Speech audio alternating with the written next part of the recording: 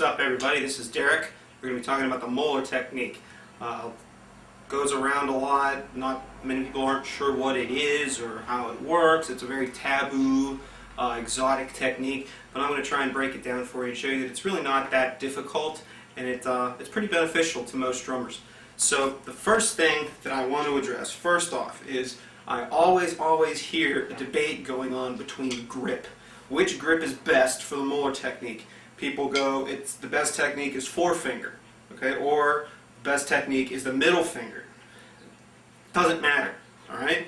Doesn't matter. The moeller technique can be done with either grip, okay? So whatever grip you're comfortable with is the one you should use, and I will demonstrate in this video that both techniques are decent and usable for the moeller technique. So, the first thing that needs to be addressed is the first stroke, the motion of the first stroke, and this is the essence of the moeller technique. We all know that Sanford Moeller, back in the day, he saw the Civil War drummers getting this huge sound out of those old, nasty, horrible tuned drums. How are they getting this big sound? And he noticed that it was a movement of the wrist. And instead of just going upstroke, downstroke, they were actually bringing their wrist up first, like this, and then whipping it down and getting a big momentum, a big sound out of the drum, and that's how they were able to achieve this. So he developed this into his own technique.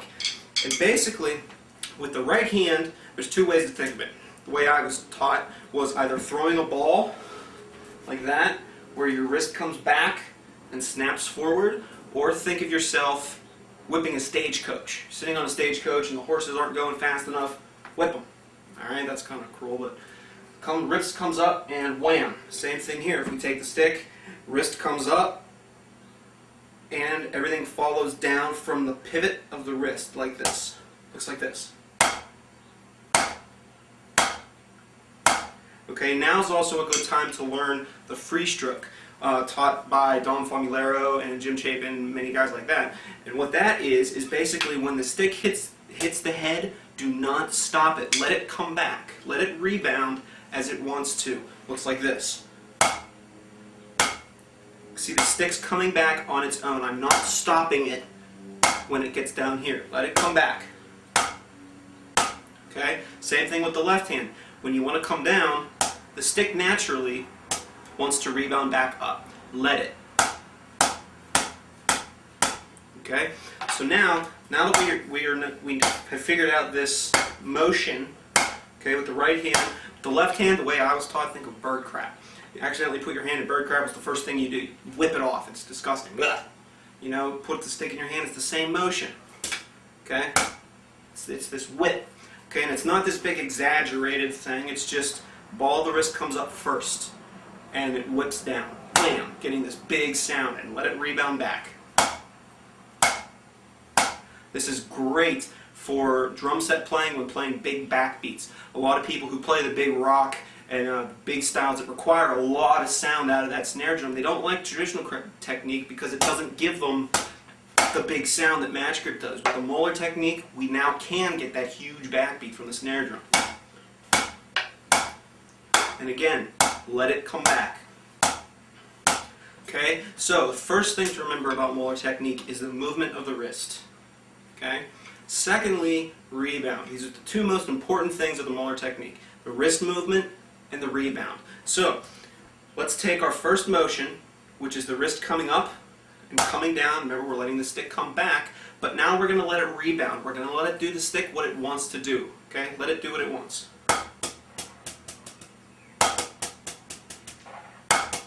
You can see how much momentum I'm getting from that whip. And remember, there's no fingers going, there's nothing going on here. This is not, okay? Those other notes are pure 100% rebound. The only stroke I'm using is the first one. Okay, same thing with the left hand. We're going to whip it down, let it rebound.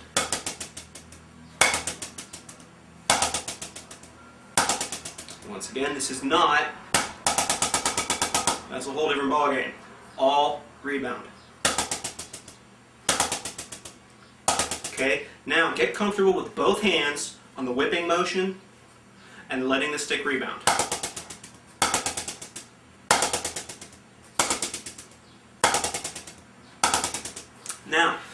from here, what I want to do is we want to stop the stick after 2 rebounds. Okay, so we have 3 strokes total. Our whip and 2 rebounds.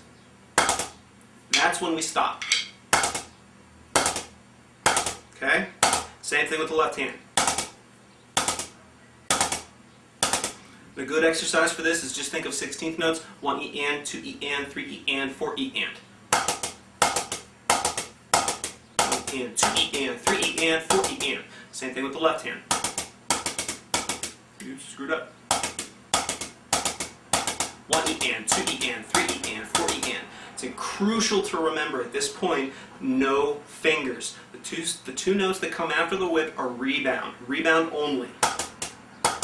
1 E and. I'm not going 1 E and. Pure 100% rebound. Cannot stress that enough. Okay? And now what I can do is I can show you that this will work with both grips. 4-finger, middle finger, or if you're one of those old school guys that likes to play back here like on the fife drums, that grip you can do it that way too. Okay, now the way I do it, I use the middle finger, just because, and simply because that's the most comfortable grip for me. It has nothing to do with the debate of which one's better, because as far as I'm concerned, neither one is better. It's up to you which one you feel most comfortable with, and which grip allows you to get a nice whip and get the most rebound. Some people find that the 4-finger doesn't allow more rebound. It tends to buzz. That's not true if you just relax on the stick a little bit. I can get huge rebound with 4-finger, just as much as I can with the middle. Okay, so now we got 1 E and, 2 E and, 3 E and, 4 E and, 1 E and, 2 E and, 3 E and, 4 E and. Once you become comfortable with that, slowly turn it into a continuous triplet. Before we were putting a rest before we went back into the next whip stroke. Rest, rest, rest, rest. Now we're going to make it continuous. Triplet, triplet, triplet. I'm going to do it slowly so you can really see what I'm doing. Whip, 2, 3, whip, 2, 3, whip, 2, 3, whip, rebound, rebound, whip, rebound, rebound. And I'm forcing each one just to show you what your hand's going to look like. So with 100% pure rebound, 1, 2, 3, triplet, triplet, triplet. And I'm using my middle finger as the fulcrum, you can see. I'm going to switch to 4-finger. Triplet, triplet. Doesn't matter. Either one can be used. And the only stroke, remember the only stroke I'm using is the first one, the whip. You can see, while the triplet is happening, you can see the ball of my wrist pivot. Watch. See how it's coming up? That's the preparation for the next whip.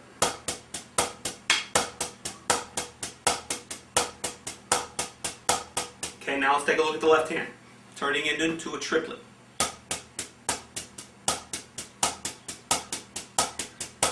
Now what you might notice with the left hand is something like this outward motion. Basically what that is, it is the whip, but the left hand cannot come up like this, like the right hand can. It doesn't work that way. So it has to have a different motion.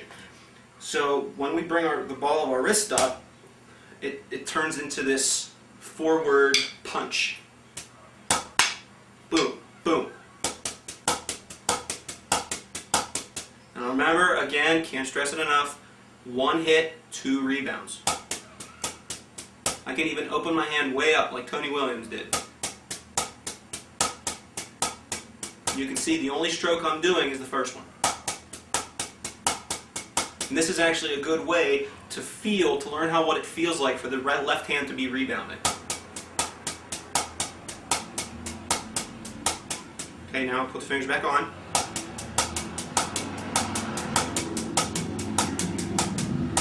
So just whip, rebound, rebound, whip, rebound, rebound. Okay, now we have the basic motions for the Moeller technique.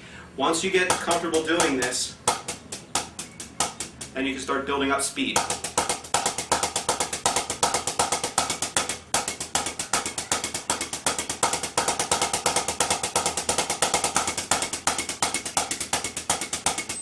Okay, again, even when I'm going that fast, there's none of this French grip finger control. It's just rebound. You can see my hand doing this. Bop, bop, bop, bop, bucket, bucket, bucket, bucket. And the only thing that's coming from my left hand is whip, whip, whip. Everything else 100% rebound, okay? Now, how do we put them together? This is how I learned, okay? We're going to do 2 measures each, right hand, left hand. Sounds like this. 2, 3, 4, 2, 2, 3, 4, left. 2, 3, 4, left, 2, together, and 1, 2, 3, 4, 1, 2, 3, 4.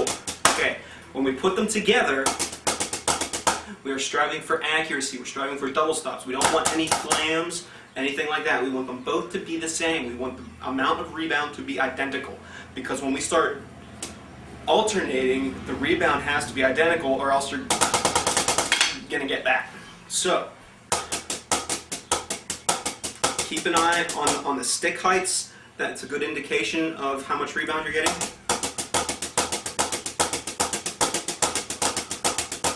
And constantly keep in mind rebound. Rebound is huge. Okay, now from here we're going to do the exact same thing, putting them together just like that. But what we're going to do is we're going to offset our left hand. Okay, so now instead of a triplet together like that, it's going to look like this. Okay, so it's the same thing, only now I'm separating them. Both hands are still going like that. Okay, so we're getting a 6-tuplet with 2 accents at the beginning. Up, up, up, up, up, up. And this is a good way now to work on accuracy, to try to avoid all these flams and weird notes. You want to get a nice evenness.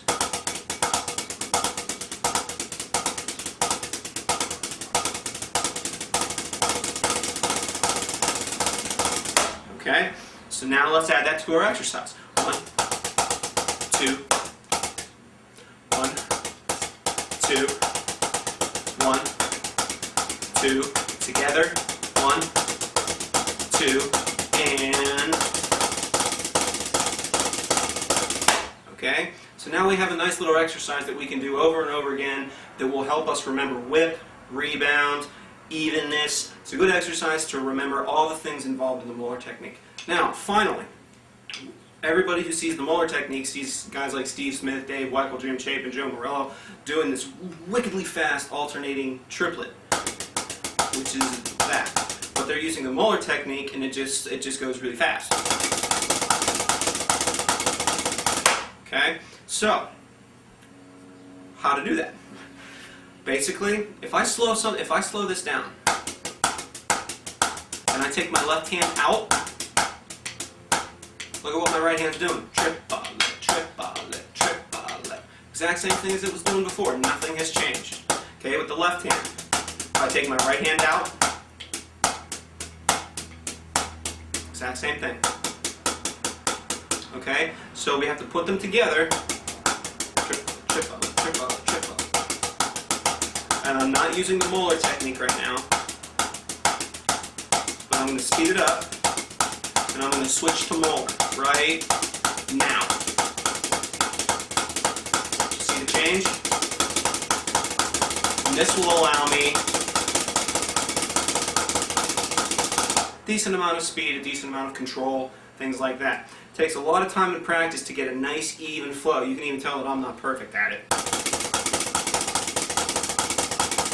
Okay, so let's add that to our exercise. 1, 2, 1, 2, together.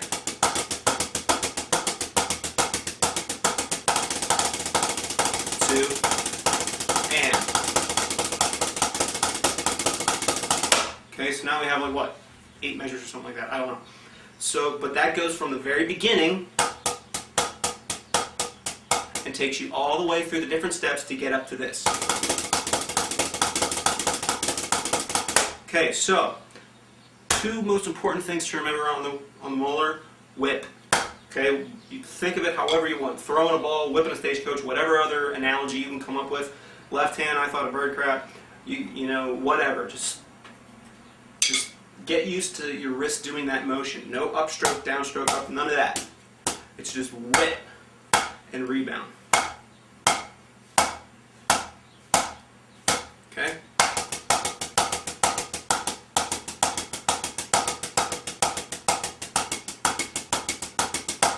Let's try the exercise one more time. A little bit faster. 2. 1. 2.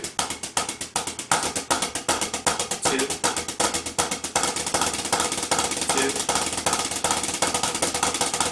2. Okay? And you can take it to whatever speed you want. The moeller technique, since you're doing all rebound, there really is no limit to how fast you can go. You can get pretty quick. Okay, I've seen people do it blindingly fast. Guys like Jim Chapin and so forth that I've mentioned before. So, summing up, that exercise will cover everything. Doesn't matter which grip you use. Stop arguing about it. Whip, rebound. That's it. That's all you got to remember.